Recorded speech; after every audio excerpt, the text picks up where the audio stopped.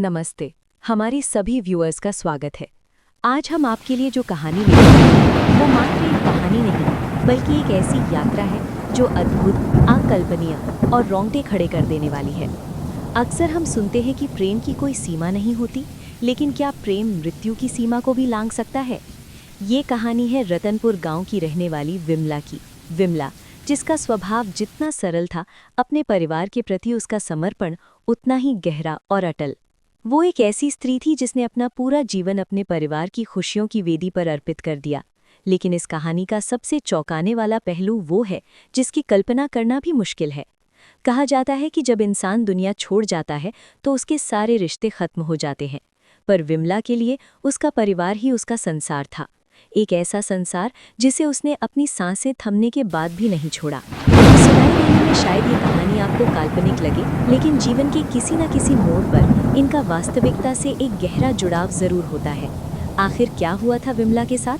कैसे उसने अपनी मृत्यु के बाद भी अपने परिवार की ढाल बनकर उनका साथ निभाया? आइए रतनपुर की गलियों में चलते हैं और शुरू से शुरू करते हैं विमला के उस अतुलनीय त्याग और रहस्यमयी उपस्थिति की ये गाथा। विमला बचपन से ही सपनों की दुनिया में रहती थी। जब सहेलियां उसे चिढ़ाती कि शादी के बाद पराए घर जाकर क्या करेगी, तो वो मासूमियत से कहती, मैं अपने घर को स्वर्ग बना दूंगी, किसी को कोई कमी नहीं होने दूंगी।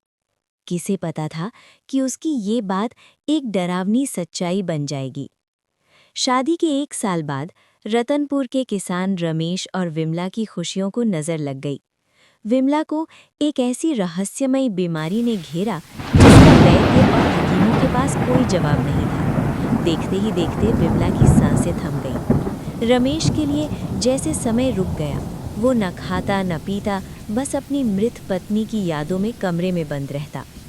एक रात जब अमावस्या का सन्नाटा घर को निगल रहा था, रमेश अपने बिस्तर पर लेटा सिसक रहा था।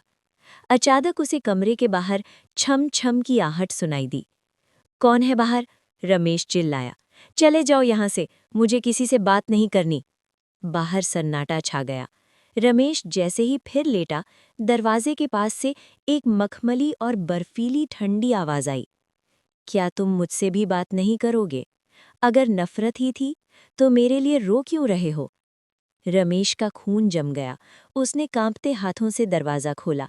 सामने लाल शादी के जोड़े में एक सुंदर स्त्री खड़ी थी जिसका चेहरा घूंघट में छिपा था। तुम कौन हो? रमेश ने सहम कर पूछा। स्त्री ने धीरे से अपना घूंघट उठाया। रमेश की आंखें फटी की फटी रह गईं। सामने विमला थी, वही चेहरा, वही मुस्कान, लेकिन उसकी आंखों में एक अजीब सी गहराई थी। रमेश ने उसे गले लगाना चाहा, पर विमला ने उसे रोकते हुए कहा, मैं मर चुकी हूँ रमेश, ये मेरा प्रेत रूप है। मैं सिर्फ तुम्हारे प्यार के खिंचाव से यहाँ आई हूँ। पर याद रखना, ये राज सिर्फ हमारे बीच रहना चाहिए, वरना परलोक के दूत मुझे तुमसे छीन लेंगे। महीनों तक ये सिलसिला चलता रहा। विमला रात को आती और सूरज की पहली किरण से पहले गायब हो जाती। लेकिन रमेश की माँ को शक हो गया। एक रात उसने दीवार की दरार से कमरे के अंदर झांका। जो उसने देखा उससे उसका दिल बैठने लगा। उसका बेटा हवा में हाथ हिलाकर बातें कर रहा था और उसके बगल में एक धुंधली परछाई बैठी थी जिसका अक्स आईने में नहीं दिख रहा था। माँ वहीं बेहोश होकर गिर पड़ी। सुबह रमेश ने माँ को सब सच बता दिया।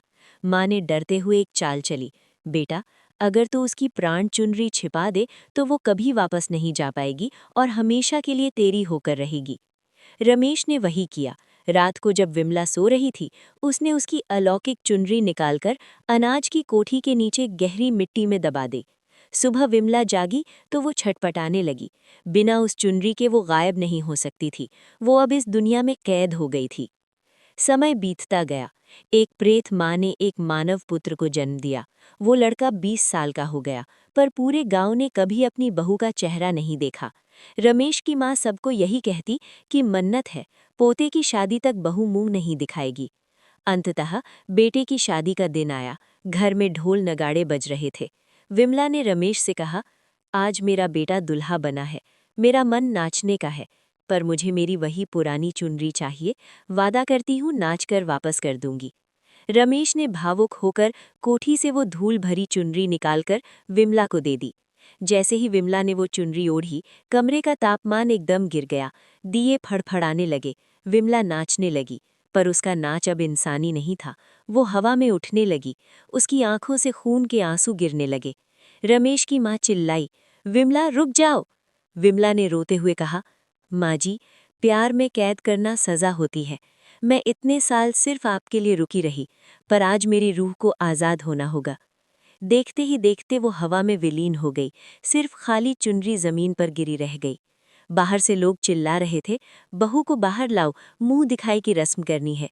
रमेश और उसकी माँ फूट फूट कर रो रहे थे। उन्होंने बाहर जाकर बस इतना कहा, मुंह दिखाई उसकी होती है जो जिंदा